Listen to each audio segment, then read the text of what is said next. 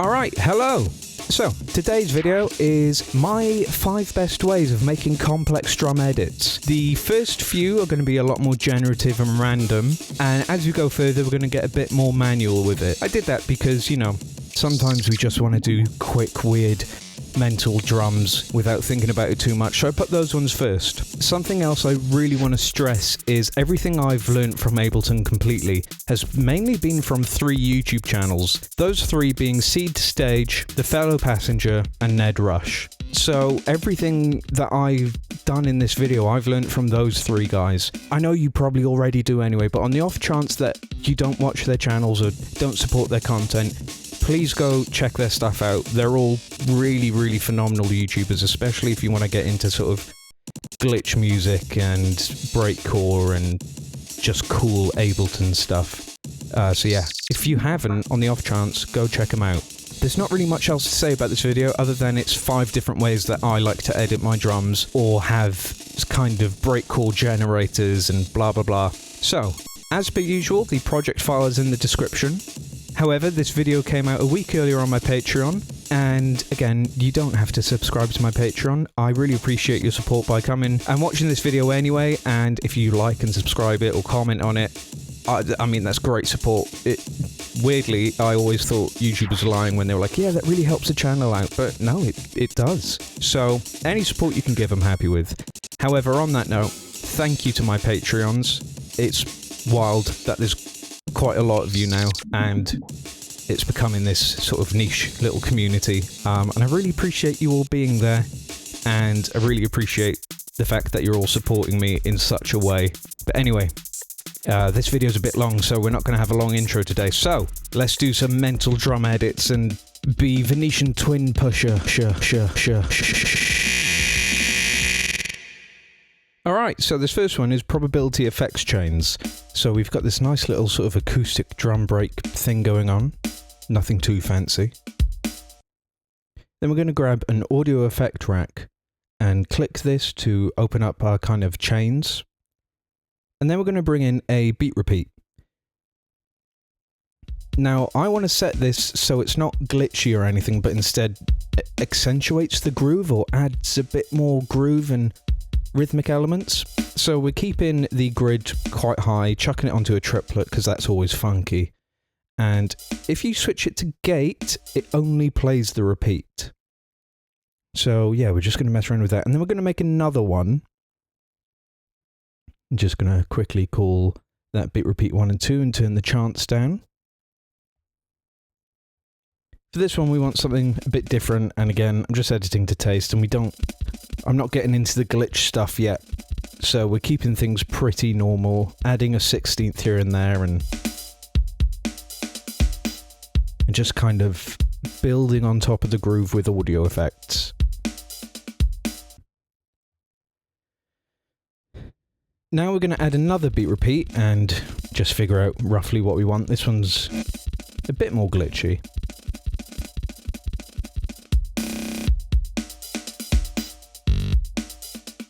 Yeah, that's sounding good. And as you can see, it's on gate, so only changes the volume when it's playing.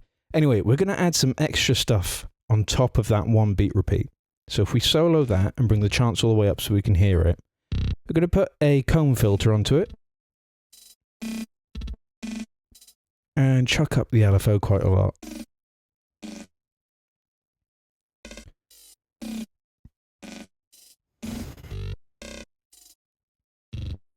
We're also going to grab a corpus,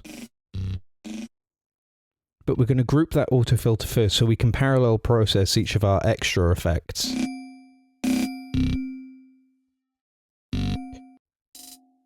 Go with membrane, as you know, we're using a percussion sound, so might as well stick with it. And yeah, I don't know, you don't have to use these effects, of course. You can use whatever you want or not use them at all and only use the beat repeats, but I quite like to have one chain be a bit weirder, especially with the spectral resonator stuff going on. And again, because we grouped those extra effects so they can be parallel processed, we can adjust the volumes of each one and pan them a bit, and I think it sounds quite cool.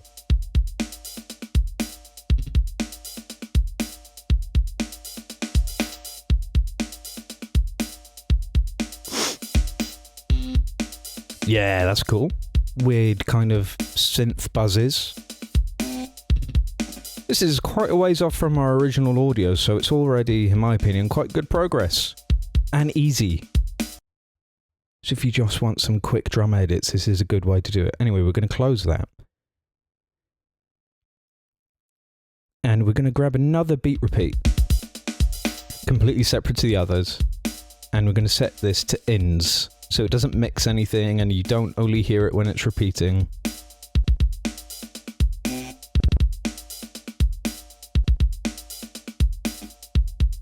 Just so that we get those previous glitches and extra grooves looping a bit more, so, you know, repetition matters and stuff. And we're just adding a little bit more of that repetition here.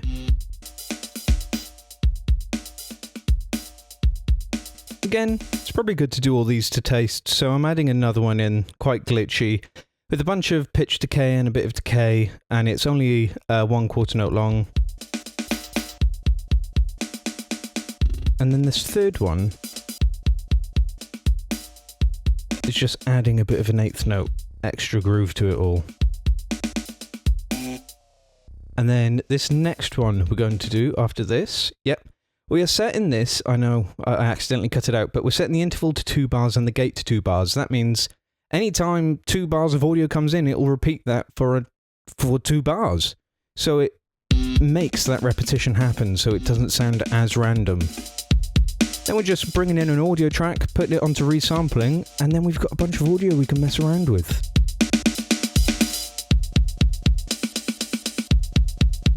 And yeah, that repetition really helps, in my opinion, sound way less random.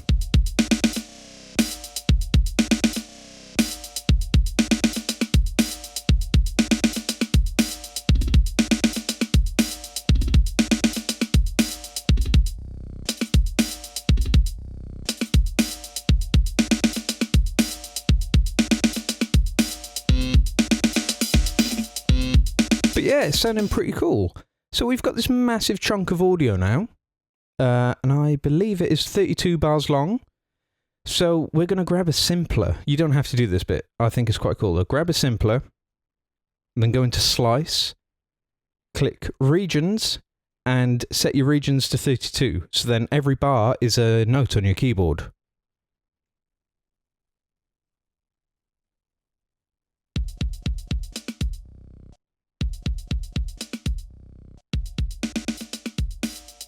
So now you can be a lot more controlled with it, but we're not going to. We're going to make a 1 bar MIDI note.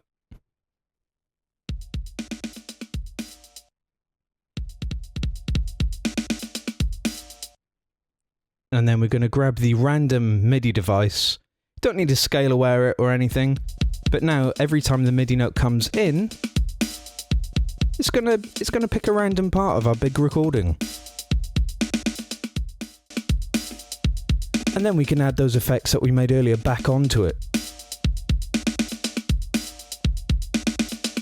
And then you can repeat the whole process again if you really want, but that's a bit much. Okay, the next one is MIDI controlled multi-effects box. I did this in my Square Pusher video, but let's have a look at it here. So grab a drum rack in a separate channel to your audio, and then grab an envelope MIDI. We're going to set this so it's just sustain.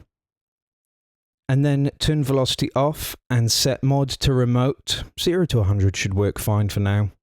And then over in our audio channel, we are going to make another audio effect rack. So open this up and create your chain. Now just find whatever effects you like. We're going to start off with a reverb.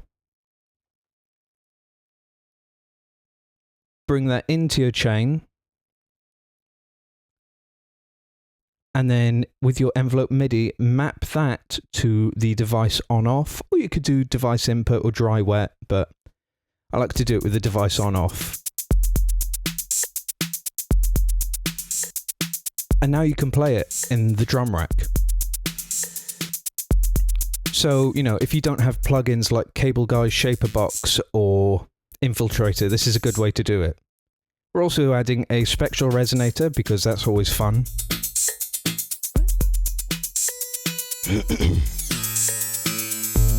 Whoa!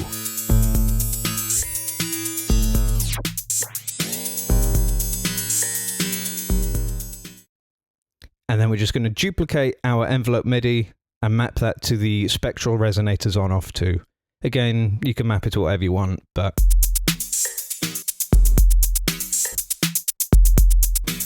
Cool. We're also adding an echo to get a bit dubby, and we're mapping that to the input. It's only a quick pluck of the input. I'm doing that so when we release the MIDI note, it doesn't turn the echo off. I'm just going to mess around with a few more settings, so excuse me. Also adding a raw with heavy feedback because it sounds really good.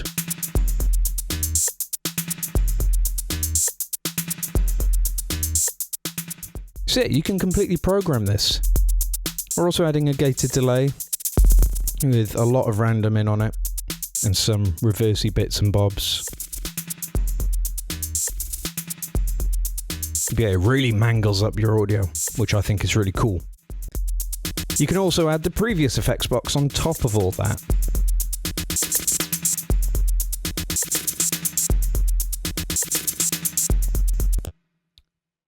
That 2-bar beat repeat really helps, actually, I think. Definitely do it.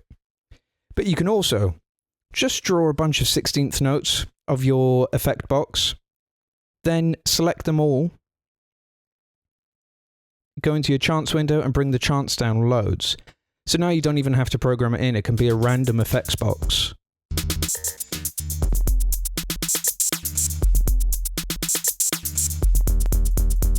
And again, that 2-bar beat repeat makes it sound a lot less random. At least there's a bit of repetition, you know?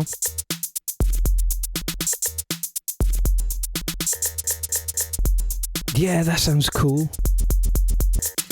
Yeah.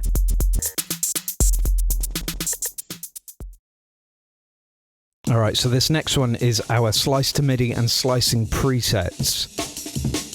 As you can see, we've got a different tempo for this, which you can set in your scene selection, by the way, which I think is quite cool. But anyway, we're going to command U, our sample, to quantize it. Going to mix it a bunch. Drum bus, compression, EQ and limiter. Whoa, that's too much limiter. Jesus Christ.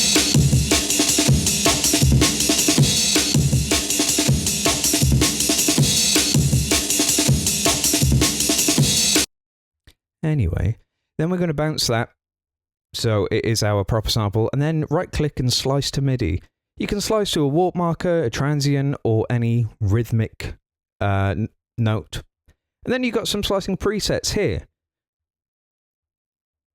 But we want to be fussy and make our own. So we want our sample to slice to a drum rack. And then in that drum rack, we want a simpler. And then in that simpler, we want it to go to classic.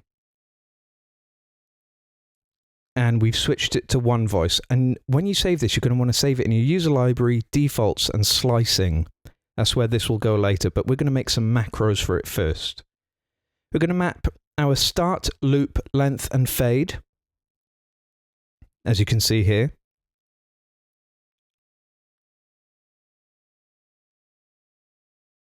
Jesus. And then we're going to turn this filter off because we're not going to use that. We're going to bring in an auto filter after the simpler, but not outside of the effect rack. So then we can map our frequency. Works perfectly.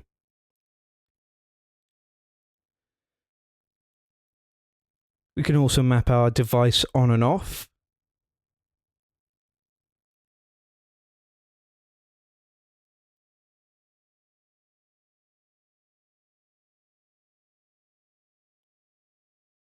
I'm just going to reorganize this a bit because I messed it up. So device on and off. And yeah, for device on and off, you're going to want to have your minimum be 0 and your maximum be something like 3, 4. So then you'd barely have to turn it for it to turn on and off, of course. Lovely.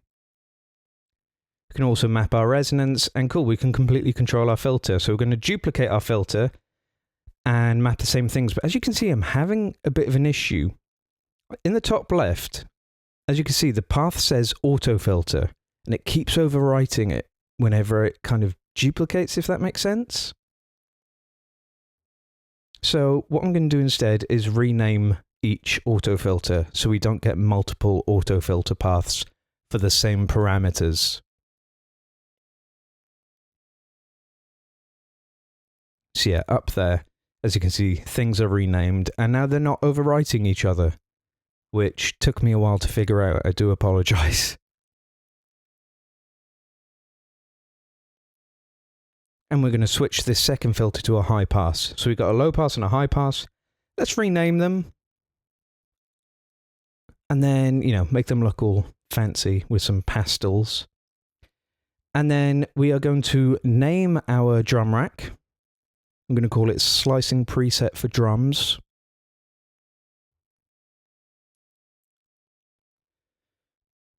And then we're going to go to our defaults, slicing, and then just drag and drop it in. Then in our audio, go back to slice to MIDI, and then our preset is there. Perfect. And we can preserve our warped timing too. Let's have a listen. I saved the preset wrong. And there's a lot of clicking, which is really annoying. However, what I did wrong was leave snap on. So what you're going to want to do is turn that off, right click, copy value to siblings, and it's gone. And now we can start messing around with some glitches. Nice.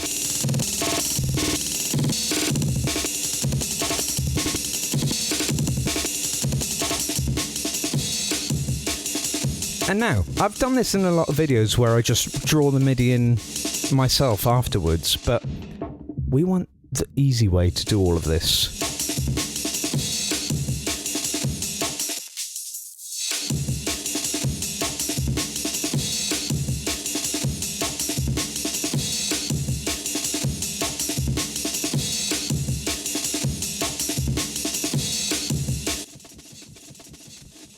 Sorry, I'm just messing around a lot. I found it really fun.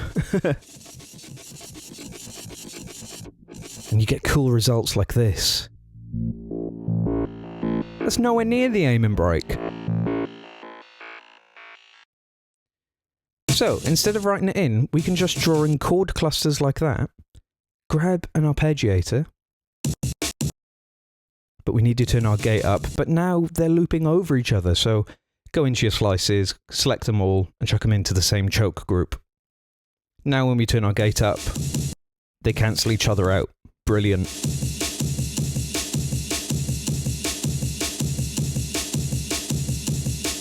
So now let's just write in another chord. We'll have a whole new aim and break pattern. Again, you can write this all in note by note, and I really enjoy doing that, but you know, if you want something quick and easy and to get some ideas down, this is a good way to do it.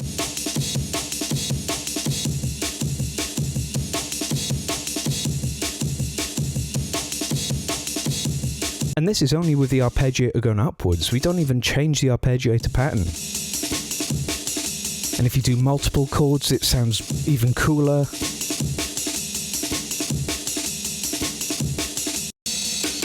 Or you can just grab a bunch of quarter notes and again, bring the chants down and you'll have a random one, which is again, really cool.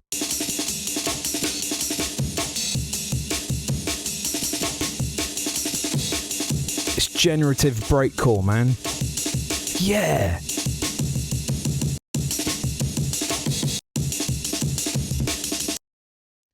And then grab another arpeggiator, why not? Chuck it to 16ths and bring the gate way down.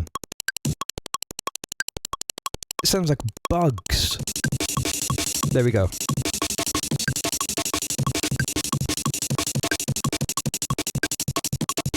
But obviously we can't use our first arpeggiator now, so group your first arpeggiator into an audio effect track, or a MIDI effect track, sorry, and have them be separate chains. Now that sounds cool, but we want to choose whether we have the short stabs or the more normal arpeggiator. So go into your chain, drag them both out all the way, and then distribute ranges equally.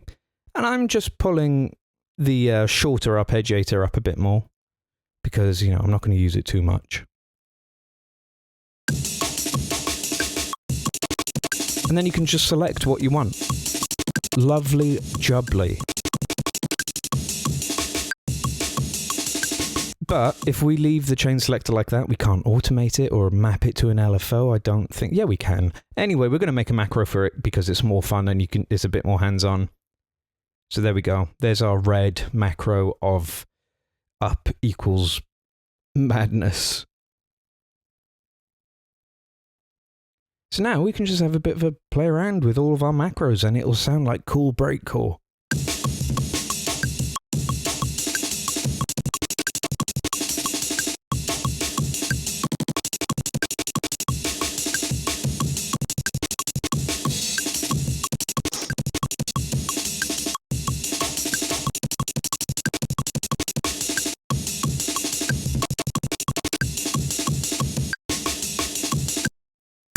Once again, whoa, Jesus, and once again you can bring in your other audio effect racks that we made earlier.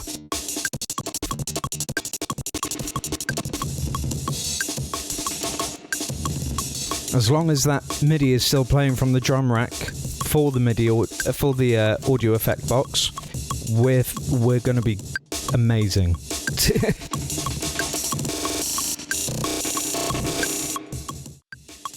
We're going to grab a beat repeat one though. Again, few glitches, change the groove up a bit and have that repetition. So as you can hear, our very random breakcore generator is now getting a bit more structure through that now 4-bar beat repeat.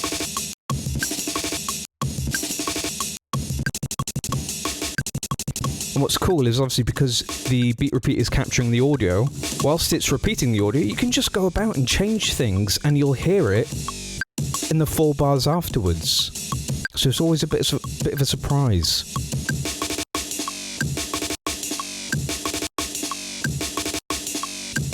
It's great fun.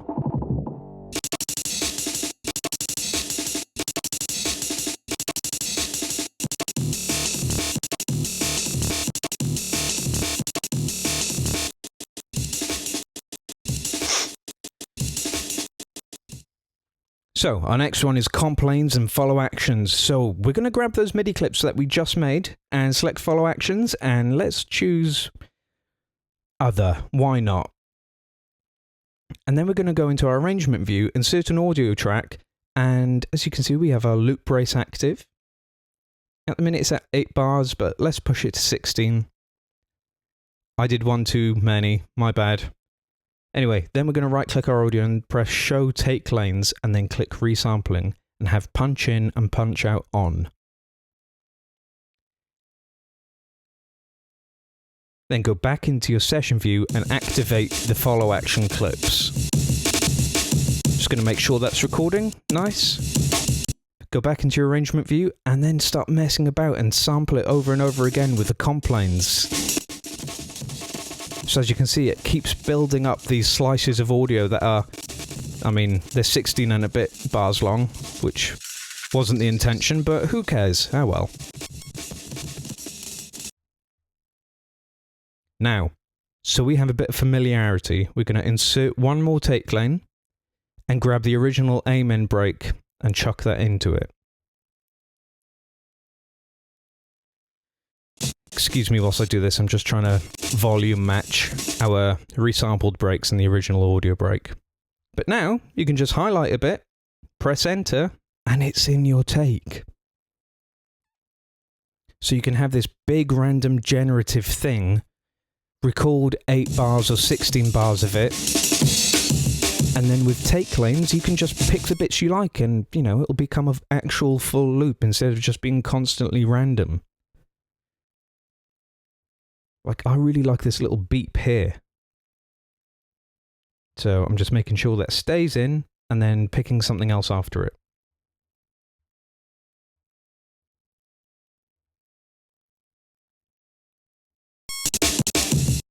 Sounds great. And we didn't have that kind of feel from one take lane alone. No, we had to combine them all. So, you know, this is a good way to have a random mess of stuff be a bit more intentional. And we're using enough of the original break for it to sound okay. And with that da-da-da-da at the end, really like that. And what's in this take lane? Same kind of thing. It's a weird aim and break call and response. Nice. And you can even do weird 16th note triangles like that. So here is our full take lane mashup.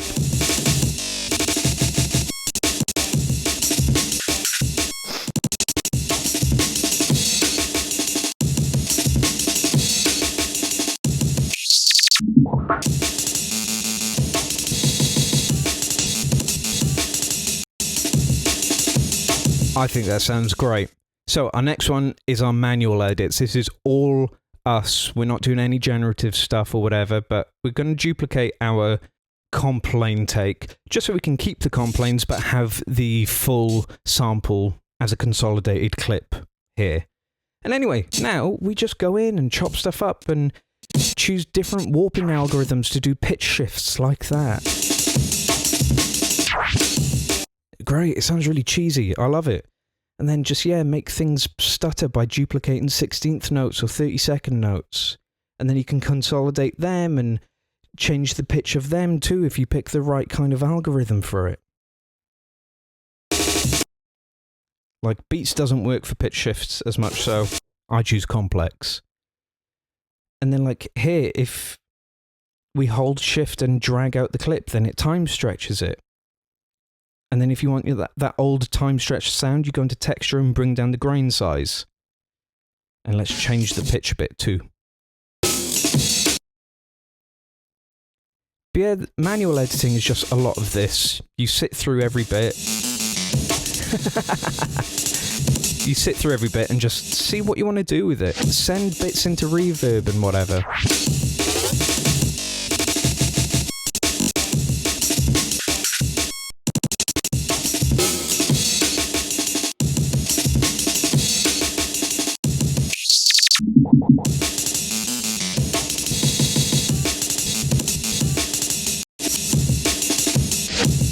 So yeah, manual editing, pitch shift stuff, time stretch things, reverse things, go mental. Just make sure it's cool and rhythmic. And then again, you can use your audio effects that we made earlier and it'll get even more mental, and then you can resample that and then manually edit that resample and then repeat, and can really fall into a rabbit hole with this stuff.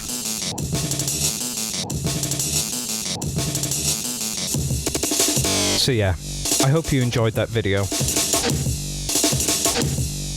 I thought I would do it because I know I've done a lot of drum-based stuff on my channel before. So I thought I'd kind of collect my favourite ways to edit drums and do weird mashups of drums and stuff. I thought I'd collect all that and kind of put into one longer video. So yeah, I hope you enjoyed this video. As per usual, the project file is in the description.